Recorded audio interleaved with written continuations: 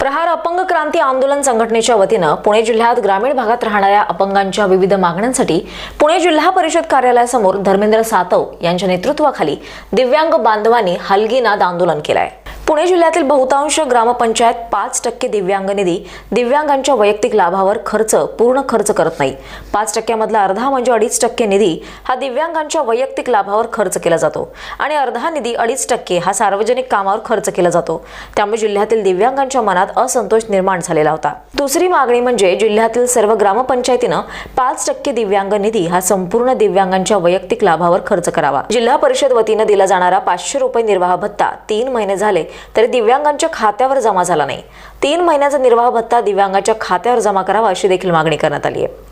5% दिव्यांग निधी पूर्ण खर्च न करणाऱ्या ग्रामसेवकावर कारवाई करण्यात यावी या मागणीसाठी हलगीनाद आंदोलन करण्यात आले। जिल्हा परिषद ग्रामपंचायत विभागाचे उपमुख्य कार्यकारी अधिकारी विजयसिंह नलावडे यांनी लेखी आश्वासन दिल्यानंतर आंदोलन मागे घेण्यात आले। या आंदोलनात पश्चिम महाराष्ट्र अध्यक्ष धर्मेंद्र सातव, पुणे जिल्हा अध्यक्ष शरद जाधव, जिल्हा महिला अध्यक्षा अनिता कदम, जिल्हा कार्याध्यक्ष सुप्रिया लोखंडे, इंदापूर तालुका अध्यक्ष आनंदराव गायकवाड, दौंड तालुका अध्यक्ष सुभाष दिवेकर, पुरंदर तालुका अध्यक्ष फिरोज पठाण, संपर्क प्रमुख काशीनाथ जगताप, खेड तालुका अध्यक्ष जीवन टोपे, बारामती तालुका अध्यक्ष मृत्युंजय सावंत, जिल्हा संघटक सुनील शिंदे, हरिभाऊ जाधव, शिरूर तालुका अध्यक्ष कुंडलिक वायकुळे, हनुमंत नेटके, सुरेश जगताप, दिलीप भोसले, अनिल मेमाणे, दादा ढमे, अनिल फरगडे, दिव्या ढमे, रेश्मा, उज्ज्वला गाडेकर, महिला उपाध्यक्ष अशोक बोरकर, विजय काटे यांच्यासह इंदापूर, बारामती, दौंड, शिरूर, खेड, आंबेगाव, हवेली तालुक्यातील दिव्यांग बांधव बहुसंख्येने उपस्थित होते। दौंड तालुका अध्यक्ष इथे आज वरिष्ठ आमचे धर्मेंद्र सातव, पश्चिम महाराष्ट्र अध्यक्ष शरद जाधव, पुणे जिल्हा अध्यक्ष अनिता कदम, महिला अध्यक्ष यांच्या मार्गदर्शनाखाली जे आंदोलन ठेवलं होतं त्याला दौंड तालुक्यात आम्ही बरेच जण येथे त्यांना सपोर्ट करण्यासाठी आलो।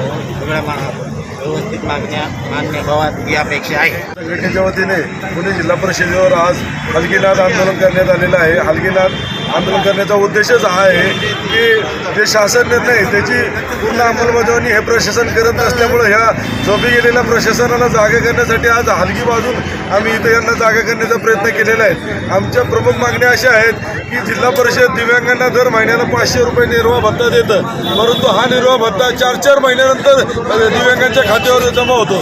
तोपर्यंत दिव्यांगांना खूपच अडचणीला सामोरं जावं लागतं।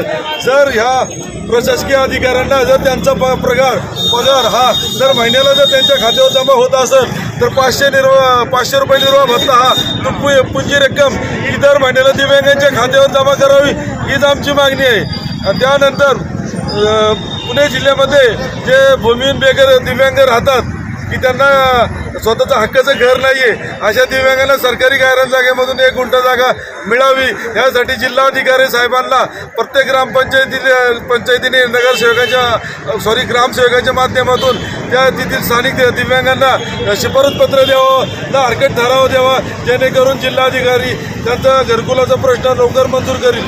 त्यानंतर 5% दिव्यांग निधी या पुणे जिल्ह्यातील बहुतांश ग्रामसेवक बिडो हे चुकीच्या पद्धतीने 25 जूनचा शासन निर्णयाचा गैरअर्थ काढत आहे।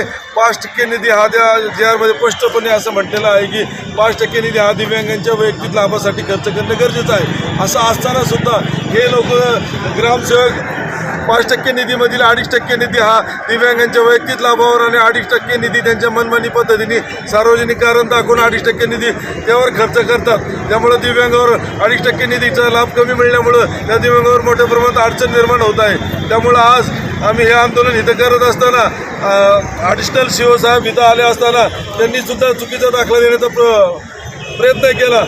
आमचे नेते आमदार बच्चूभाऊ कडू यांच्याशी त्यांना फोनवर संपर्क साधून दिला आणि बच्चूभाऊंनी त्यांना त्यांचं समाधान राहिलं अशा पद्धतीने शासन निर्णय समजून सांगितला आणि त्यानंतर इथला ॲडिशनल CO यांनी मान्य केलेलं आहे की जो 5% ग्रामपंचायतीचा दिव्यांगांचा निधी आहे तो पूर्ण दिव्यांगाच्या वैयक्तिक लाभावर खर्च करण्याच्या सूचना जिल्ह्यातील सर्व ग्रामसेवकांना दिल्या जाईल।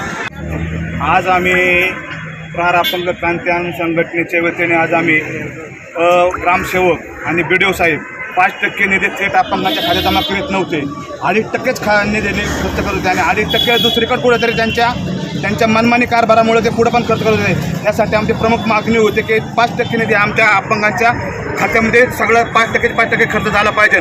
त्यासाठी आमची प्रमुख मागणी होती आणि साहेबांनी आम्हाला आता असं मिळाले की इथून पुढे तुमचा 5% निधी तुमच्या सर्वांच्या अपंगाच्या खात्यात जमा केला जाईल आणि GST बिल न घेता जमा करण्यात येईल असं त्यांनी आम्हाला पहिलं आता त्यांनी आश्वासन दिलेलं आहे.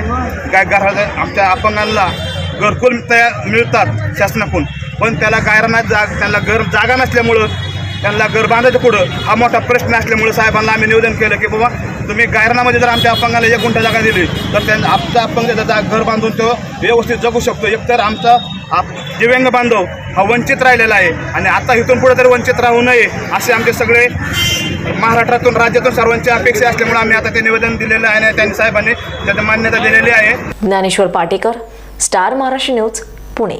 नवनवीन घडामोडी पाहण्यासाठी स्टार महाराष्ट्र न्यूजला सबस्क्राईब करा आणि ताज्या बातम्यांचे अपडेट मिळवण्यासाठी बेल आयकॉनला प्रेस करा आणि परिपूर्ण बातमीबरोबर रहा, इतरांपेक्षा एक पाऊल पुढे.